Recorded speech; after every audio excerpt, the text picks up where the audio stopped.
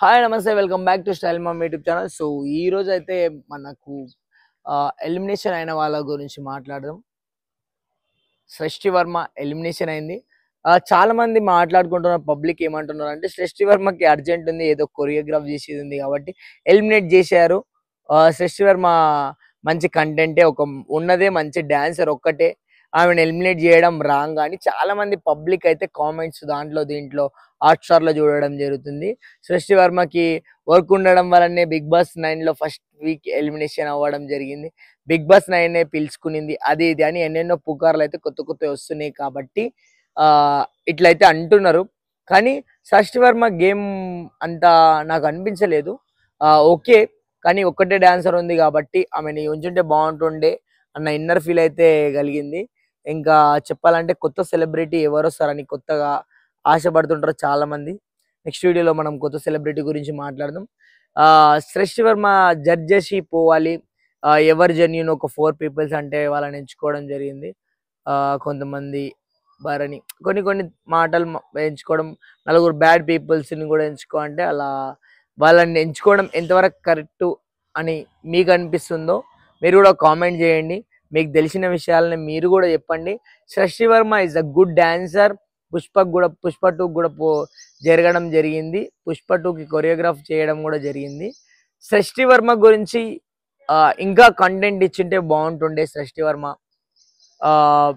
Big boss platform ఒక పెద్ద platform అని ఆమెనే చెప్పడం జరిగింది. ఆమెనే చాలా గొప్ప ఆపర్చునిటీ అని చెప్పడం జరిగింది. ఆమెనే ఫస్ట్ ఎలిమినేషన్ కూడా జరగడం ఏందో మళ్ళా అంత గొప్ప మాటలు చెప్పి బిగ్ బాస్ గురించి అంత ఫస్ట్ వీక్ ఎలిమినేషన్ కావడం మాత్రం బాధ అనిపించింది నాకు.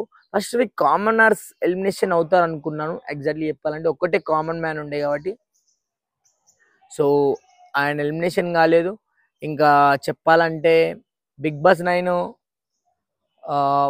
ఇంకా ఇప్పుడే కాబట్టి ఇంకా అంత బడ్జ్ అయితే స్టార్ట్ కాలేదు. జస్ట్ జరిగి 1 వీకే అవుతుంది కాబట్టి ఇంకా ఫర్దర్గా నెక్స్ట్ లెవెల్ గేమింగ్స్ ఎలా ఉంటాయి, వీళ్ళ గేమ్ ప్లానింగ్స్ ఎలా ఉంటాయి అని తెలుసుకోవాలని నేను కూడా ఆశపడుతున్నా. బిగ్ బాస్ ఇంకా ఇంకా అరుదైన కంటెంట్ ఇచ్చి వాళ్ళను నిన్న మాత్రం హైలైట్ గేమ్ జరిగింది, దాని గురించి కూడా మాట్లాడదాం. నిన్న సృష్టి వర్మ ఎలిమినేషన్తో పాటు ఆ ఫైటింగ్లో మాత్రం సృష్టి వర్మ డ్రెస్ ఏమో పోతుంది, అట్లనే అవి పేపర్లు వేసేది, గుంజులాడడం, వాళ్ళు నలుగురు వీళ్ళు నలుగురు కొంచెం చాలా హార్డ్ అనిపించింది. సంజన ఆ ఫైటింగ్ సీన్లు కొంచెం మిరాకిల్ అనిపించినాయి నాకైతే. అంటే ఆ విధంగా జరిగితే చూడాలన్న ఫీల్ అయితే ఇంటెన్షన్ అనిపిస్తుంది పబ్లిక్ కి కూడా. హైలైట్ అయితే నాకైతే బాగా అనిపించింది. నాకు మళ్ళీ మళ్ళీ చూడాలనిపించింది ఆ సీన్స్. అంటే ఆ కొట్లాడడం, ఆ పేపర్లు పెట్టడం, సుమన్ శెట్టి దగ్గర ఆమె తీసుకొని చింపేయడం సృష్టి వర్మ, ఇంకా సంచాలక్గా మన సైని ఉండడం. సైని ఫస్ట్ వీక్ ఎలిమినేషన్ అవుతుంది అనుకున్నాం కానీ సృష్టి వర్మ ఎలిమినేషన్ కావడం చాలా అంటే అన్ఎక్స్పెక్టెడ్.